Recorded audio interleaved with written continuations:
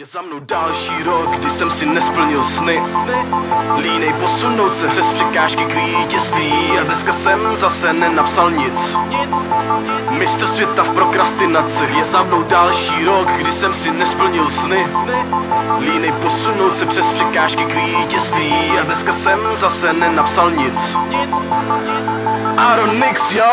Šedivej pokoj, prokletá kupka mýho zmaru. A já si do řádku připisuju další marnou snahu. Zase jsem se neposunul, už si tak nějak zvykám na stagnaci na svý cestě, která nevede nikam. A nijak nevynikám v ničem sfanatizovaný slovy. Píšu pozdech sloky, když mám grafomaniacký sklony. Nespal jsem už 4 noci, pomalu se měním v přízrak. Tvořím nesmysly a věřím, že zítra budou mít význam. Jsem furt zapálený pro věc, tak nechci, aby to vyhaslo.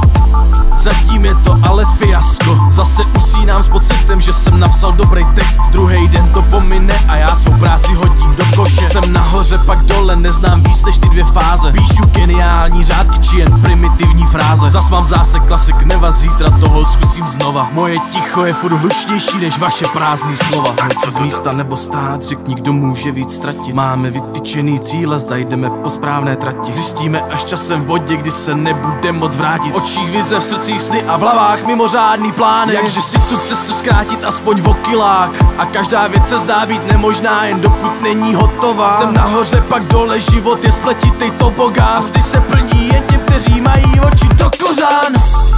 Tak co s tím udělám? Jsem jeden z těch lidí, co mývají sny křehký jako porcelán. A tvůj hejt se mnou nic nedělá. Zkus chápat, že já už jsem dávno zašel mnohem dál. A navždycky budu svůj hater number one. A dopředu mě žene strach z toho, že bych v životě neobstál.